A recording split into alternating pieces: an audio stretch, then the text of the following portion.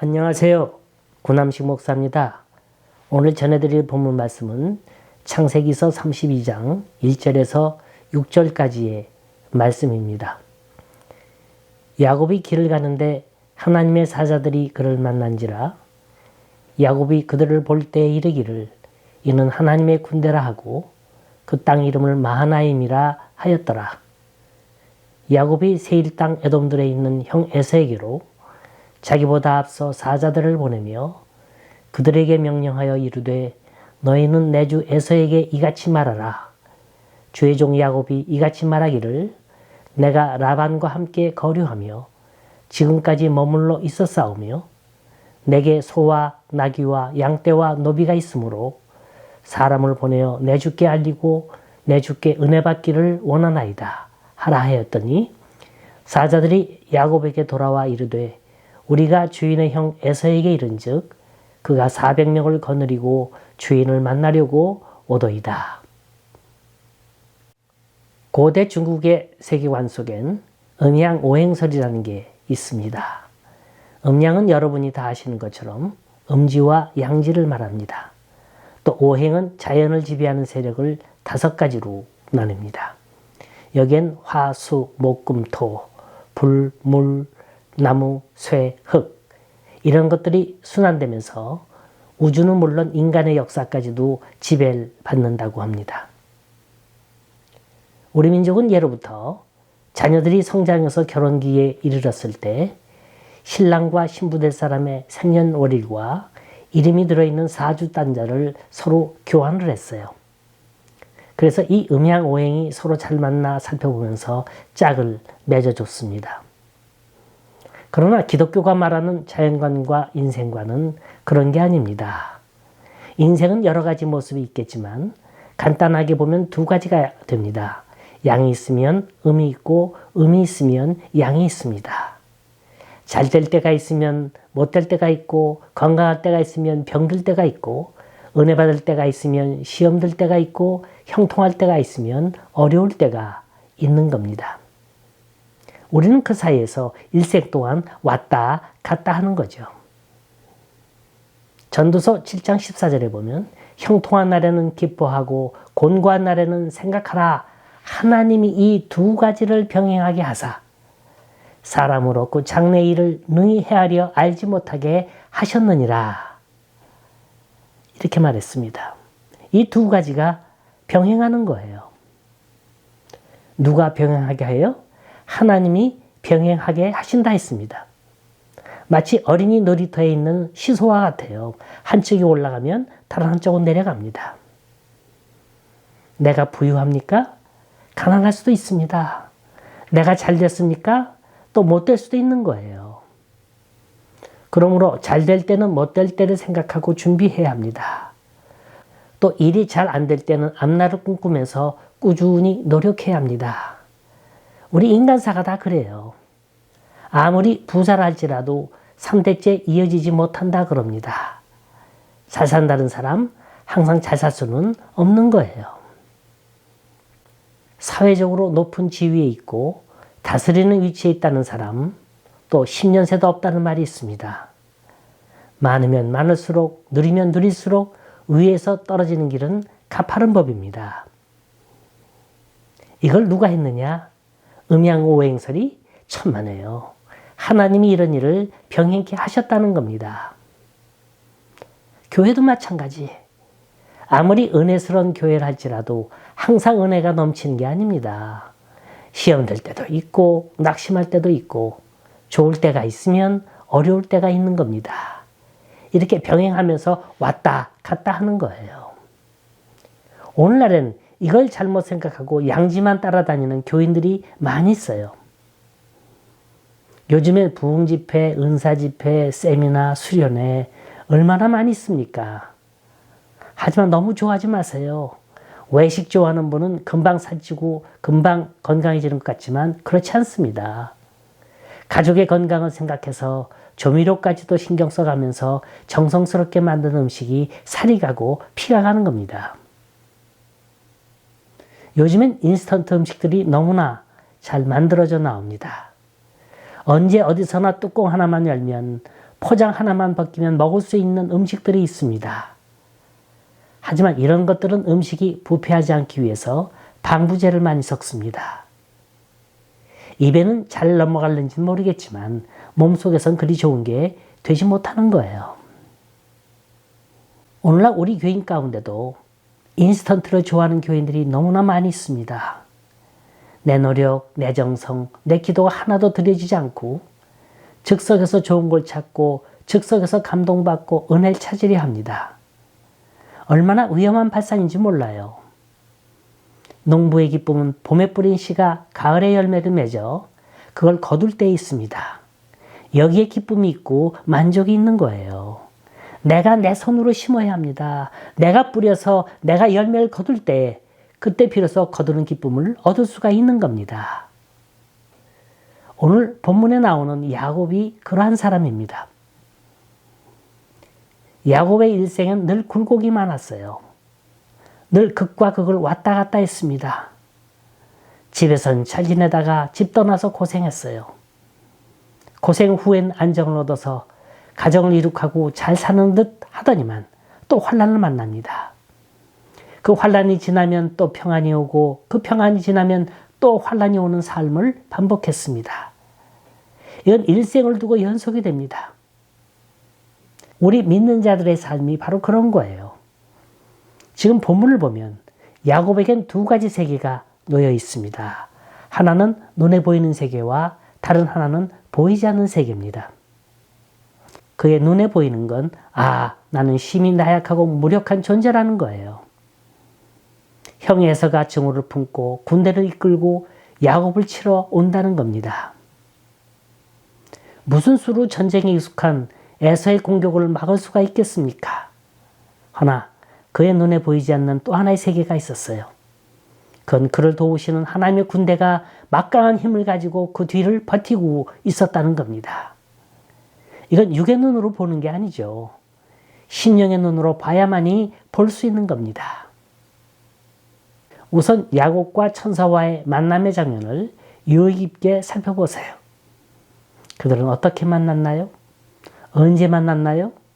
또 만나서 뭘 했습니까? 이렇게 육하 원칙에 대입해보면 무척 흥미로워집니다. 과연 어떤 식으로 만났을까? 옛날 베델에 있을 때처럼 꿈속에서 나타났을까? 아니면 아브라함이나 롯처럼 눈에 보이는 형태로 나그네로 나타났을까? 먼저 굳이 천사와 만난 때를 양지와 음지로 구분하라고 그러면 저는 밧담 아람에 있는 외삼촌 라반의 집에서 살았을 때를 양지라 봅니다. 야곱은 여기서 4명의 부인을 얻었고 12명의 아들을 얻었어요. 그가 아버지 이삭의 집을 떠날 때는 빈손이었는데 고향으로 돌아갈 땐 어마어마한 부자가 됐습니다. 그러나 고향으로 돌아가는 그의 발걸음은 그리 가볍지가 않았죠. 야곱을 그토록 편애했던 엄마는 이미 죽고 없어요. 그래서 인간적으로 더 이상 기댈 곳이 없습니다. 그리고 아버지 이삭을 속이고 형의 장자권을 빼앗았기 때문에 그 아버지 이삭이 아무리 기력이 없어도 그 마음이 편할 리 없을 겁니다. 지금 고향에 가면 그를 반겨줄 사람 없어요. 게다가 형 에서가 칼을 갈며 그를 기다리고 있습니다. 자, 야곱이 라반과 영원한 이별을 하고 가나안 언약의 땅을 향하여 걸어갈 때가 언제인가 보세요. 이때가 바로 양지가 음지로 바뀌는 순간입니다. 이때 천사가 나타났어요. 이때를 다시 한번 주목해 보세요. 하란이라는 죄악의 도성 라반이라는 옛사람의 곁에서 영원히 이별하고 돌아설 때입니다. 그때 하나님은 야곱을 위로하고 도와주기 위해서 그의 사자를 보내셨어요. 다시 말해서 하나님의 사람이 하나님의 말씀을 쫓아나갈 때 하나님께서는 만나 주신다는 겁니다. 자, 하나님의 사자를 만나고 난 이후 야곱의 고백을 들어보세요. 2절에 보면 야곱이 본 것은 하나님의 군대였습니다. 야곱이 장막을 치면 그들도 야영부들처럼 야곱의 둘레에 장막을 쳤어요. 하지만 사람들은 그 천사들의 진친 것을 보질 못했습니다. 근데 야곱은 분명히 봤다는 거예요. 이들은 야곱을 완전히 둘러싸고 두 대열로 나란히 서서 야곱을 대하고 있었어요. 마치 개선장군을 환영하는 듯한 광경입니다. 야곱은 이 군대들을 보면서 얼마나 감격했을까요? 지금 야곱의 뒤에는 하란의 세력 라반이라는 자가 있고 앞에는 이 에서의 군대 400명이 다가오고 있었어요. 그런데 하나님이 보내신 두 진영의 군대가 야곱의 일행을 지키고 있었다는 겁니다. 여기 보면 창세기 기자는 문학적으로 기가 막히게 비교법을 사용하고 있어요. 야곱이 당하는 위기의 순간을 에서의 등장으로 극대화시키고 있습니다. 여기서 야곱은 약자요, 에서는 강자예요. 칼자루는 에서가 쥐고 있어요. 분명히 하나님의 군대가 두 진영으로 나뉘어서 자기를 지켜주는 걸 영적으로 보고 있습니다. 그러면서도 현실은 현실인 거예요. 현실을 인정하지 않을 수 없는 겁니다. 이게 다 뭐예요? 믿음이었기 때문입니다. 어느 날 예수님이 뱀이창에서 주무시고 계셨어요. 이때 강풍이 불어와 파도가 치고 배가 뒤집히게 됐습니다. 그러니까 배 안에 있던 제자들이 죽게 되었다고 호들갑을 떨지 않습니까? 주여, 우리가 죽게 되었나이다. 이때 주님이 하신 말씀이 뭔지 아세요? 이 믿음이 적은 자들아. 주님을 바로 옆에 모시고 있으면서도 저들은 주님의 존재를 잊고 있었다는 거예요. 지금 야곱의 경우가 그런 거 아닙니까? 천사가 그에게 왜 나타났을까요? 고향으로 돌아가는 야곱에게 용기를 주기 위해서가 아닙니까? 내가 너희를 보호한다는 확신의 근거로 하나님이 그들 군대를 보내신 거 아니에요? 야곱은 그 호위 천사들을 마하나임이라 불렀습니다. 그럼에도 불구하고 현실을 바라보니까 두려운 거예요. 어째서 그 형이 그토록 두려운 겁니까? 야곱은 이때가 그 일생의 그 어느 때보다도 가장 심각한 고민의 순간이었을 겁니다. 왜냐하면 20년 동안 쌓인 형 에서의 원한이 한꺼번에 몰려오기 때문입니다. 이게 야곱에게 닥친 현실이었어요. 우리는 현실을 봅니까? 아니면 현실을 주관하고 계시는 하나님을 봅니까? 하나님께서 그토록 많은 사인으로 내가 널 돕고 있다는 걸 보여주고 계시는데 우리는 현실이 더 크고 무섭게 다가오는 걸 어떡합니까? 이때 주님이 우리에게 들려주시는 말씀이 뭐겠어요? 이 믿음이 적은 자들아. 우리가 삶의 음지에 처했을 때 이걸 믿음의 눈으로 보면 그곳이 바로 베델 하나님의 집이 되는 것이고 그 인생길이 바로 마하나임 하나님의 사자를 만나는 곳이 될 줄 믿으시기 바랍니다. 자, 오늘 말씀을 우리 삶 속에 적용시켜 보겠습니다. 음지가 온다고 낙심할 필요도 없지만 양지가 있다고 안일하게 좋아할 필요도 없어요. 분명한 건 하나님은 사랑하는 자에게 음지와 양지의 조화를 늘 주시면서 우리를 연단시킨다는 걸 믿으시기 바랍니다. 야곱은 심히 어려운 일을 당할 때에도 포기하지 않았어요. 또 낙심하지도 않았습니다. 낙심이 되면 될수록 오히려 더 소망을 가집니다. 하나님 앞에 더 가까이 나아갑니다. 서 있는 무릎을 꿇어 땅에 엎드려집니다. 이것이 음지에 처하는 비결인 거예요. 여러분, 토종 비결이 우리의 운명을 바꿔놓지 못합니다. 하늘의 별을 연구하는 첨성술이 우리의 삶 자체를 바꿔놓을 수는 없는 거예요. 하나님을 따르는 우리에게는 음양의 법칙이 따로 있습니다. 그것은 복도 하나님이 주셔야 되는 거고 시련도 하나님이 극복하게 해 주셔야만 되는 겁니다. 여기 야곱이 어떻게 했나 주의 있게 살펴보세요. 그는 운명 따위에 주저앉지 않았어요. 그는 음지와 싸운 사람입니다. 야곱은 어려움이 닥치는 순간 모든 식구들을 다 강 건너에 돌려보내고 약복강에 홀로 남았습니다. 이건 대단한 각오인 거예요. 여기서 야곱의 부르짖는 소리를 들어보세요. 하나님께서 내게 축복해 주옵소서. 하나님이 도와주시면, 하나님이 은혜를 주시면 난 여기서 살 줄 믿습니다. 우리 신앙은 이래야 합니다. 기도의 절정은 나를 버릴 때예요. 나의 모든 수단과 방법을 포기할 때입니다. 물질을 의지하는 사람은 그 물질이 다 떨어질 때까지 하나님의 은혜를 알 수 없습니다. 권력을 의지하는 사람은 권력의 무상함을 느낄 때까지는 하나님이 누구인지 알지 못합니다. 어린아이가 손에 무엇을 쥐고 있을 때 새로운 걸 잡을 수 없듯이 내 것이 다 끝날 때가 하나님의 걸 붙잡을 수 있는 기회가 되는 겁니다. 한국인 헬렌 켈러 한 분을 소개합니다. 이분의 이름은 전재경이라는 분입니다. 지금은 연세가 86세가 되신 시각 장애인입니다. 이 할머니는 부여에서 2남 5녀 중 6째 딸로 태어났습니다. 그런데 불행히도 7살에 장님이 됐어요. 이분은 눈을 잃는 순간, 앞을 못 보는 순간 모든 게 끝나는 줄만 알았습니다. 인생의 고통이 너무 어려서부터 시작이 됐어요.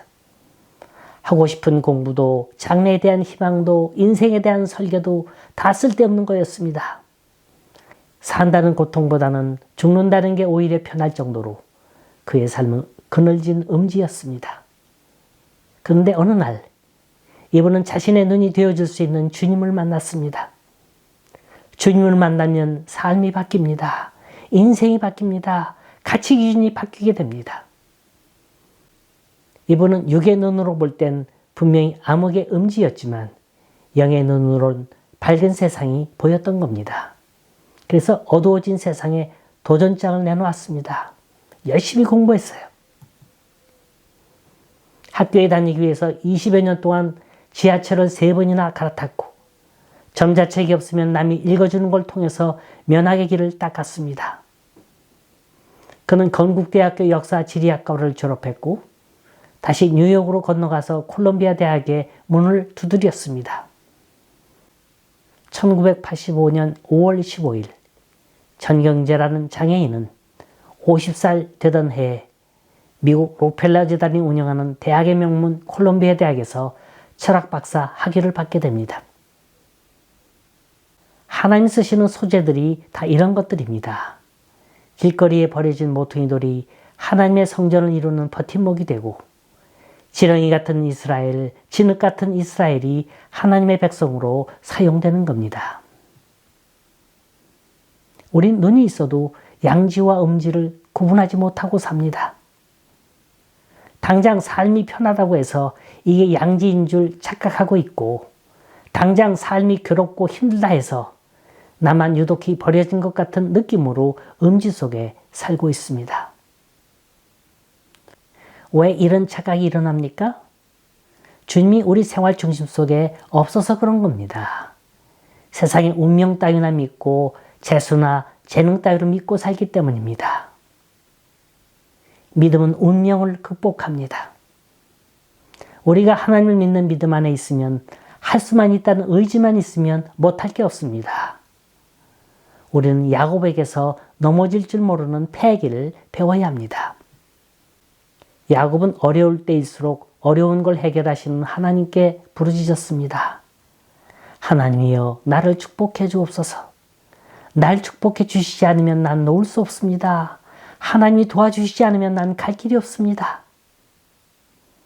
내 문제가 해결될 때까지 끝까지 붙들고 늘어지는 끈기, 이걸 하나님께서는 귀히 보셨던 겁니다.